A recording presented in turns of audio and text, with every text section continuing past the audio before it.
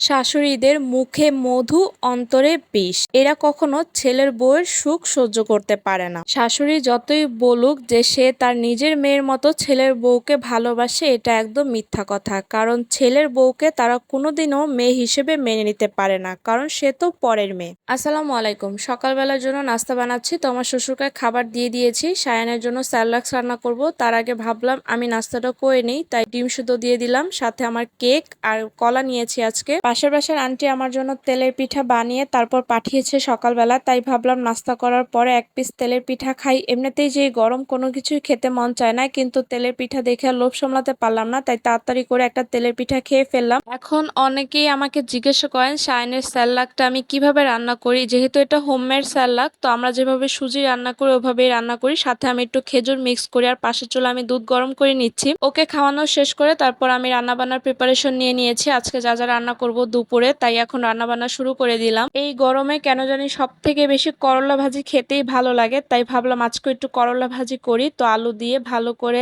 করলাটা আমি আগে লবণ দিয়ে মেখে রেখেছিলাম, এখন ভাজিটা বসিয়ে দিলাম। ভাজিতে শুধু হলুদের গুঁড়া লবণ দিয়ে দিয়েছি। লবণ দিয়ে মাখিয়ে রাখলে করলা ভাজি তিতা হবে না। আর এছাড়া আরেকটা টিপস হচ্ছে বেশি করে পেঁয়াজ দিতে হবে, তাহলে করলা ভাজি মজা লাগবে। আর এদিকে হচ্ছে আমার হেল্পিং হ্যান্ড কিছু পেঁয়াজ কেটে দিয়ে গেছে। এই পেঁয়াজ আমার এক সপ্তাহ অনায়াসে চলে যাবে, সেগুলো এখন বক্সে করে নর্মালি আমি ফ্রিজে রেখে দিব। আসলে আমরা এই ডিজিটাল যুগে এসেও কেন জানি নিজেকে এখনো ডিজিটাল করতে পারলাম না। সেই অজপাড়া গায়ের মতো মূর্খই আমরা রয়ে গেছি। মানুষকে ছোট করা আমাদের এতটাই অভ্যাস হয়ে গেছে যে আমরা কিভাবে মানুষকে সব জায়গায় কিভাবে ছোট করব সেই চিন্তায় সবসময় আমাদের মাথায় কাজ করে। রিসেন্টলি আমি একটা ফেসবুকে পোস্ট দিয়েছিলাম যে শাশুড়ি মা নাকি বলে যে সে আমাকে মায়ের মতো দেখে, তো আমি বললাম আপনার মতো যাতে আপনার মেয়েও শাশুড়ি পায়। তো এটা বলার পর সে বলল আমি নাকি তাকে অভিশাপ করছি। জাস্ট ফান হিসেবে আমি এই পোস্টটা করেছিলাম। আমাদের চারপাশে এরকম অহরহ ঘটনা আছে। এছাড়া অনেক আপু আমাকে ফেসবুকে ইনবক্সে নক করে যে আপু আমার শাশুড়ি এরকম, বা আমাদের লাইফ স্টোরিটা আপনি যদি আপনার পেজে বলতেন। ওইভাবে আসলে কোনো ঘটনা আমি শেয়ার করতে পারি না। আর এছাড়া আমি আমার ডেইলি লাইফ স্টাইলটাই শেয়ার করি। তো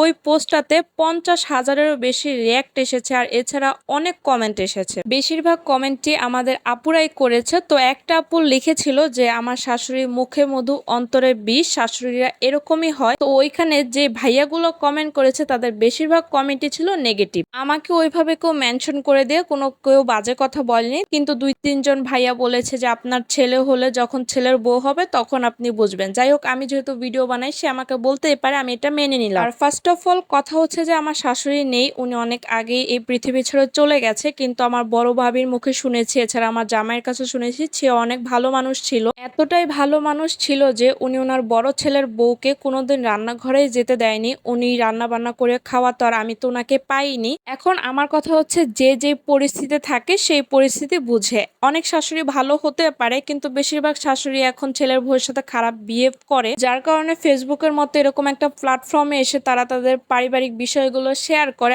এছাড়া হচ্ছে ছেলের বউরাও অনেক সময় খারাপ হয়, কিন্তু বেশিরভাগ ভালোও হয়। কিন্তু ওই আপুর কমেন্টের রিপ্লাইতে ভাইয়েরা এত বাজে বাজে কমেন্ট করতেছে, যেটা দেখে আসলে আমার এতটাই খারাপ লেগেছে যা বলার মতো না। প্লিজ আপনারা এগুলো বন্ধ করেন। একটা মেয়ে মানুষকে আপনারা অসহায় পেয়ে এভাবে বলাটা আসলেই ঠিক না। উনি যে পরিস্থিতিতে আছে সেখানে আপনি হলে হয়তোবা বুঝতে পারতেন। যাই হোক, দুপুরে রান্নাবান্না শেষ করে তারপর বিকালের দিকে একটু ছোলা ভুনা করেছিলাম, আর এদিকে আমার চা খেতে অনেক মন চাচ্ছিল, তাই ভাবলাম আজকে চা দিয়ে একটু মুড়ি দিয়ে খাই। মুড়ি দিয়ে চা কার কার পছন্দ? আমার তো অনেক ভালো লাগে। আপুরা, তোমরা কি আমার মতো এরকম মুড়ি দিয়ে চা খাও? আমার কথাগুলোতে যদি কারো কোনো খারাপ লেগে থাকে তাহলে আমাকে মাফ করবেন। আসলে আমি আপুটার উদ্দেশ্যে ভিডিওটা বানিয়েছিলাম।